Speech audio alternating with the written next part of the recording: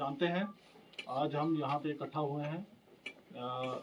अभी 24 सितंबर को जो एक इंसिडेंट हुआ यहाँ पे, बड़ा अनफॉर्चुनेट इंसिडेंट हुआ, जो कि इससे पहले लद्दाख हिस्ट्री में कभी नहीं हुआ है। एक लॉ एंड ऑर्डर सिचुएशन बनी और उसमें काफ़ी ज़्यादा वायलेंस हुआ, तोड़फोड़ हुई, आर्सन हुआ और उसके नतीजे में 4 कीमती जानें चली गई और बड़ी संख्या में हमारे सिविलियंस, हमारे पुलिस और पैरामिलिट्री फोर्सेस के जवान जो हैं वो ज़ख्मी हुए। इसके परिप्रेक्ष्य में आपका बैकग्राउंड थोड़ा बताना चाहता हूँ। आप सभी जानते होंगे कि लद्दाख यूटी बनने के बाद एक यहाँ पे एक पॉलिटिकल डिमांड रही है 6 शेड्यूल की या स्टेटहुड की। तो उस सिलसिले में यहाँ पे जो 2 बॉडीज़ हैं, अपेक्स बॉडी ले और केडीए करगिल, उनका सेंट्रल गवर्नमेंट के साथ एक लंबा एक टॉक्स का सिलसिला चल रहा है। वो काफ़ी दिनों से सिलसिला चल रहा है। उसमें डिफरेंट सेटअप है, हाई पावर कमेटी है जिसमें डिसीजन लिए जाते हैं और उसमें एक और छोटी कमेटी भी है, सब कमेटीज़ भी हैं। और इस सिलसिला काफ़ी इसमें काफ़ी कुछ मिला भी है। जैसे लद्दाख एक ही हमारे देश का हिस्सा है, यूनियन टेरिटरी है, जहाँ पे 85% तक की रिजर्वेशन, 85% रिजर्वेशन जो है वो लोकल्स के लिए दी गई है। इसके साथ ही साथ 1/3 जो है काउंसिल की जो सीट्स हैं वो वुमेन के लिए आरक्षित की गई हैं। और इसके साथ साथ जो यहाँ की लोकल कल्चर और लैंग्वेज के को प्रमोट करने के लिए जो पुर्गी और जो भोटी लैंग्वेज है उसको भी ऑफिशियल लैंग्वेज का दर्जा दिया गया है। और एक ऑनगोइंग प्रोसेस है जो चल रही थी पर इस प्रोसेस को सबडाज करने के लिए, इसको विशिएट करने के लिए काफ़ी समय से प्रयास भी चल रहे थे, जिसमें कुछ सो कॉल्ड इन्वायरमेंटल एक्टिविस्ट और बाकी इस किस्म के ग्रुप्स जो थे जिनकी क्रेडिबिलिटी पे भी एक क्वेश्चन मार्क है, उन लोगों ने इसको प्लेटफॉर्म को हाईजैक करने के लिए कोशिश की। और उसमें से सबसे जो प्रथम जो हमारा नाम है, जो मिस्टर सोनम वांगचुक हैं, जिन्होंने पहले भी इस किस्म के बयान और इस किस्म की जो प्रोसेस को डिरेल करने के लिए काफ़ी काम किया।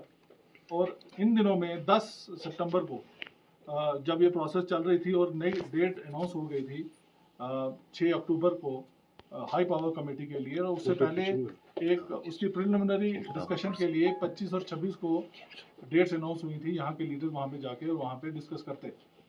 पर उससे पहले एक अनशन शुरू किया गया और उस अनशन को प्लेटफॉर्म बनाया गया जिसमें इस किस्म के तत्व जो हैं उनको बुला के इन्वाइट करके और एक यहाँ का जो एक पीस और जो लॉ एंड ऑर्डर का इन्वायरमेंट था उसको विशेड करने की कोशिश की गई।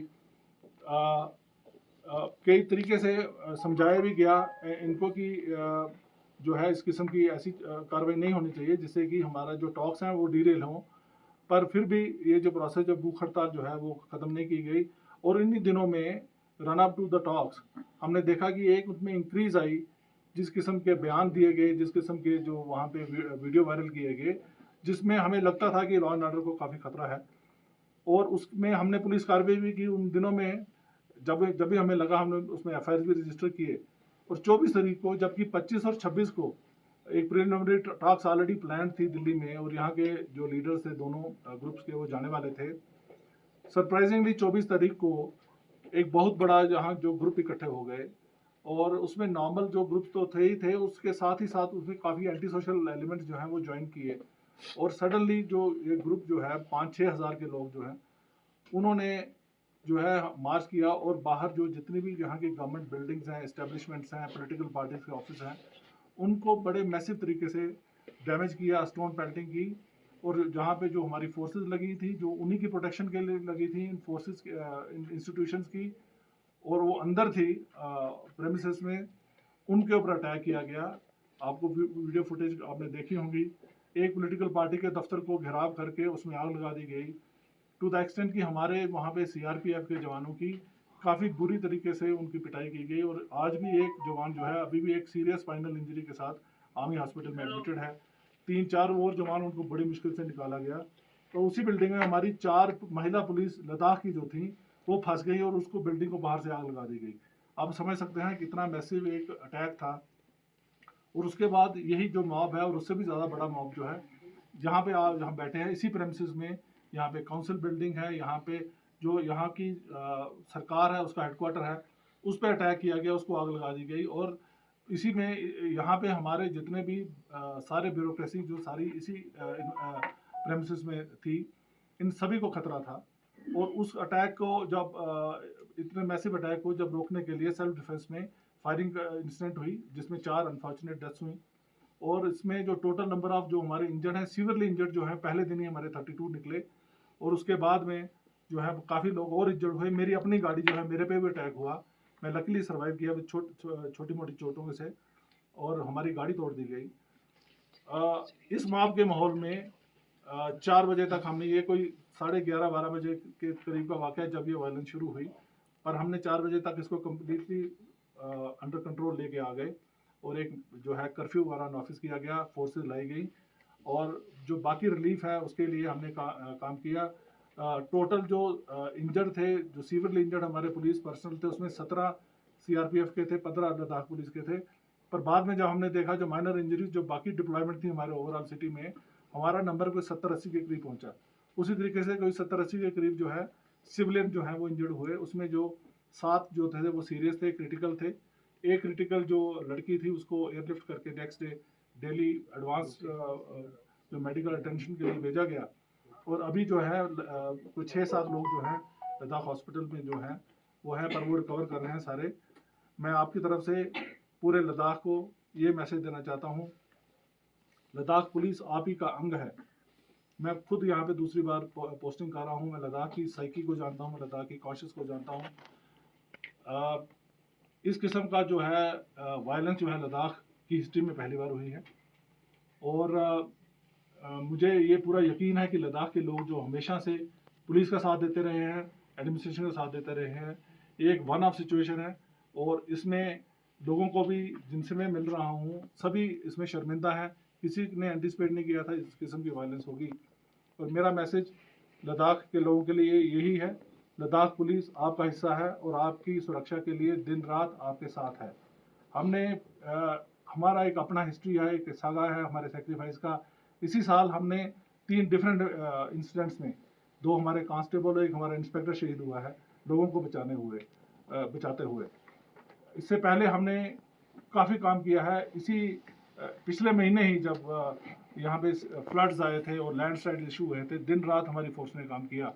उससे पहले मार्च में सडनली जब एक यहाँ पे स्नोफॉल हो गया और हमारे को 200-300 के करीब गाड़ियाँ जो थी वो खरदुंगला चांगला पास के ऊपर फंस गई थी। पूरी रात हमने सर ऑपरेशन लगा के लोगों को खींचा और बाहर निकाला सुरक्षित। कोई भी उसमें कैजुअल्टी नहीं हुई हमारी। मैं ये कहना चाहता हूँ कि आपकी पुलिस आपके साथ है, आपके लिए 24/7 काम करने के लिए खड़ी है। और पर हम सिविलियंस को हर कीमत पे हर सिचुएशन में प्रोटेक्शन करेंगे। पर जो लोग हमारे पीस और हार्मनी को डिसरप्ट करने की कोशिश करेंगे या कोई ऐसे एंटी सोशल एलिमेंट्स, उनके साथ सख्ती से निपटेंगे। मैं ये भी क्लियर करना चाहता हूँ। स्पेशल मैसेज है हमारे यूथ के लिए। हम यूथ जो है, यहाँ का यूथ हमारा एक फ्यूचर है। इनके लिए हमने बहुत किस्म से एंगेजमेंट की हुई है। अभी पिछले 1-2 महीने से हम करियर काउंसलिंग के लिए पूरे लद्दाख यूटी में हमने एक प्रोसेस शुरू किया था। उसमें बढ़ चढ़ के हमारे यूथ ने हिस्सा लिया। 1800 के करीब जो है अभी पोस्ट जो है उनकी रिक्रूटमेंट की प्रोसेस चल रही है।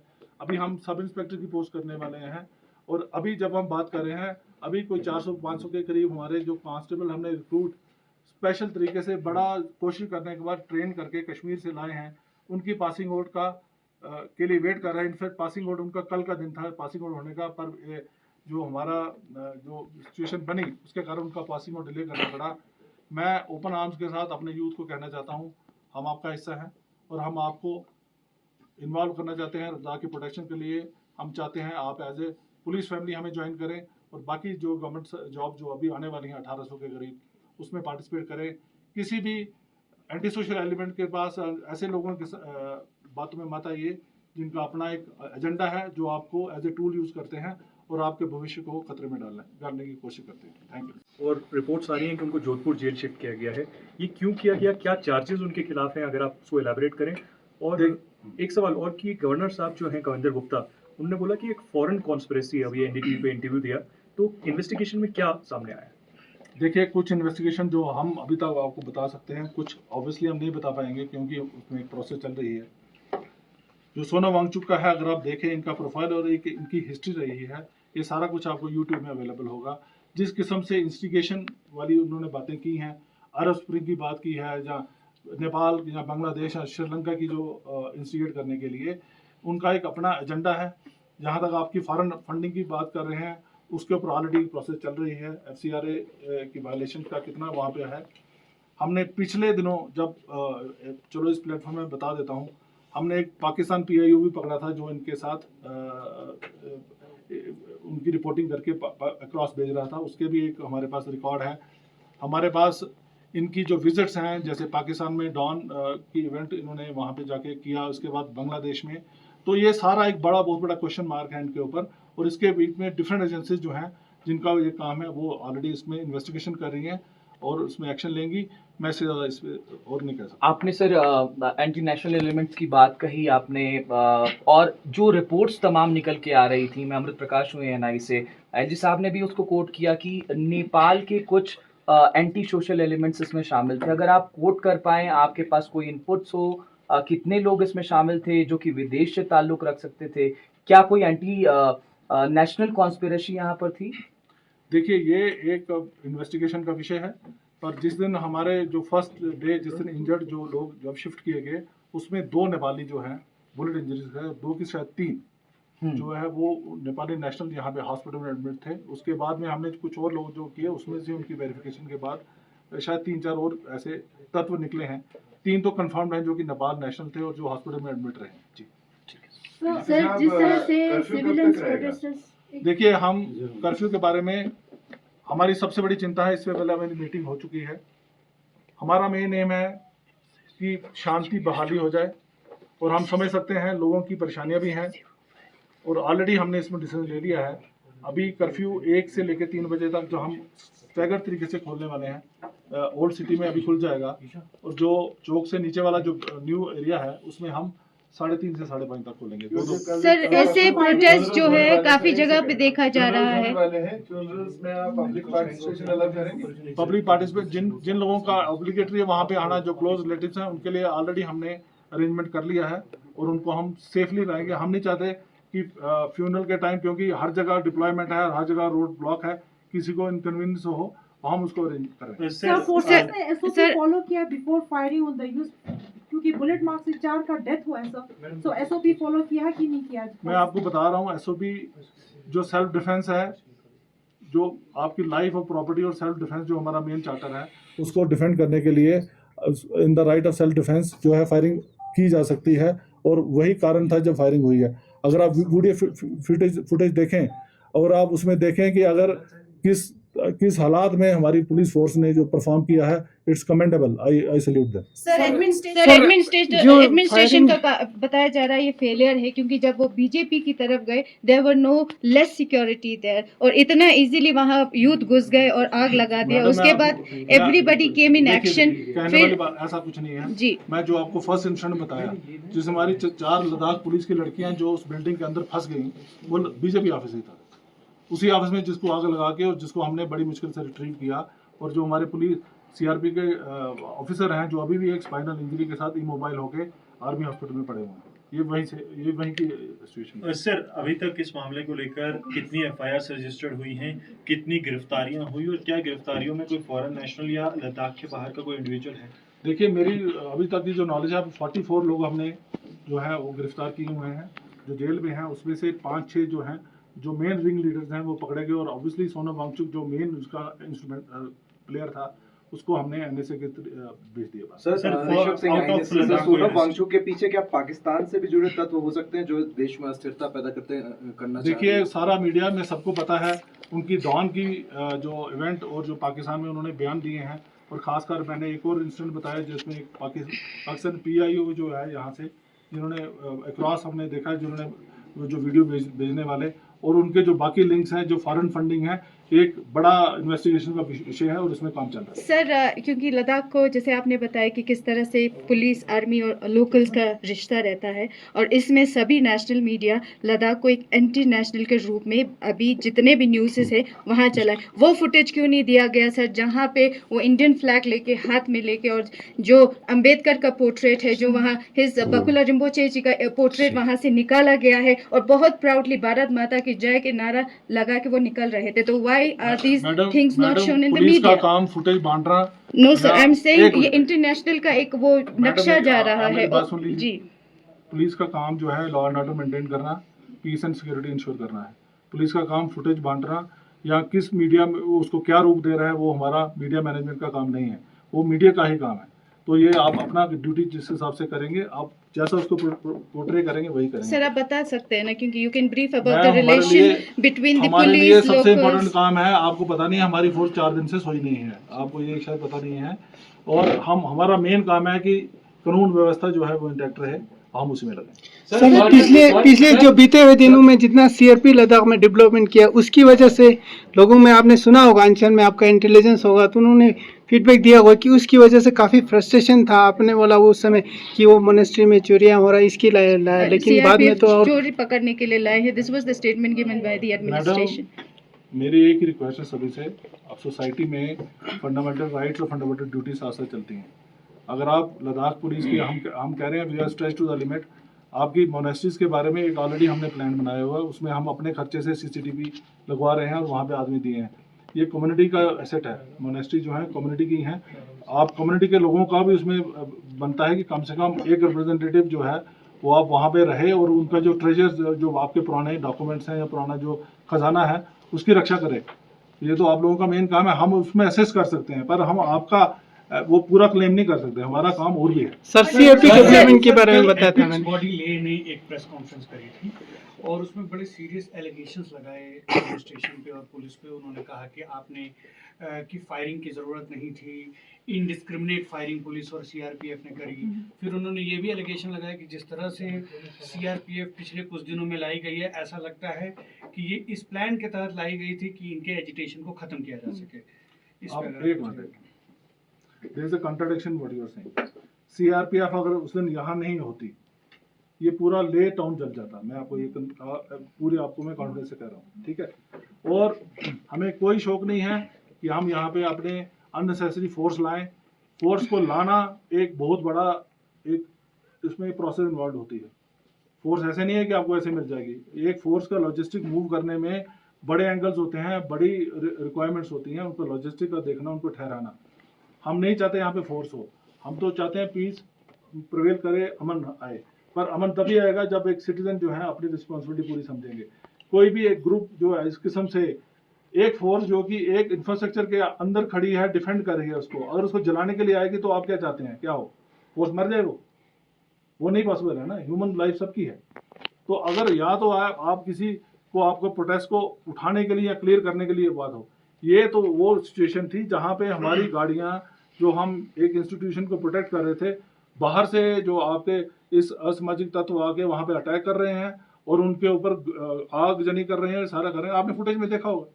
सर जिस नहीं, तरह LLP आपने का कहना बताया, है जिस कि- तरह सॉरी एक मिनट 1 सेकंड, जिस तरह आपने बताया सीआरपीएफ ने सेफ्टी रीजन दिया आपने कि उन्होंने फायरिंग इसीलिए किया, क्या आप बता सकते हैं कि फायरिंग जो प्रोटेस्टर ने किया, क्या उन्होंने कोई एम्यूशन, क्या उन्होंने ऐसे कोई फायर ऐसा पिस्तौल लिया था कि इस वजह से सीआरपीएफ को गोली चलाना मैडम, पड़ा? आपने जो भी footage देखी, फायरिंग हुआ आपने वो footage- चेस्ट और हेड पे हुआ। सर एक मिनट। एसओपी फॉलो किया नहीं गया, एसओपी इस ही पे है, आप क्या मेरी कहेंगे? बात सुनिए। आप ये देखिए, लाइफ एंड प्रॉपर्टी जो नेशन की प्रॉपर्टी है और ह्यूमन लाइफ इनोसेंट की, क्या आप सीएसी के जितने एम्प्लॉइज वहाँ पे थे या जितनी ब्यूरोक्रेसी है, क्या आप चाहते सब जल के मर जाते? ये नहीं चाहते ना आप। तो एसओपी जो होती है वो आपको उस कंटेक्स्ट में देखिए। हम फोर्स अगर अंदर खड़ी है किसी को प्रोटेक्ट करने में, किसी को क्या लिबर्टी है कि उसको फोर्स को आगे अटैक करे? अगर आपने कोई आपका डेमोक्रेटिक एक्सप्रेशन है उसको पीसफुल तरीके से करिए, जो कि आप हमेशा करते हैं। तो जब आप खुद ही देख रहे हैं कि इतना पथराव करके, इतना आगजनी करके, उनका एम यही था एनार्की क्रिएट करना, और उस एनार्की को क्रिएट करने का हमारा जो मेन काम है। सर इंक्वायरी कहाँ तक पहुंची? टूरिस्ट बहुत आते हैं तो उन्हें बैंकॉक के लिए परमिशन नहीं दे रहे, क्या वजह जी, है? कोई सर ये एडमिनिस्ट्रेटिव ये छोटी मोटी चीजें जो हैं ये बाद में रखेंगे। हमारा आज तक का जो था सर, एनी इंटेलिजेंस कि ऐसा कुछ हो सकता है? क्योंकि अभी तक तो पीसफुली यहाँ पे सब कुछ चला था और अचानक से ऐसा violence came as a surprise to everybody. तो क्या आपके पास कोई भी इंटेलिजेंस था कि कुछ ऐसे असामाजिक तत्व जो हैं वो इसमें शामिल हो सकते हैं, कुछ हो सकता है? और फिर अगर ऐसा था या तो आप उसके लिए क्या मतलब देखिए, इंटेलिजेंस थी तो तभी तो हमने डिप्लॉयमेंट की थी। अगर इंटेलिजेंस ना हो, हमें पता ना होता तो हम ऐसा तो नहीं होता कि नहीं करते। तो हमारा जो है पुलिस का अरेंजमेंट जो होता है डिप्लॉयमेंट होता है इंटेलिजेंस बेस्ड। एक सवाल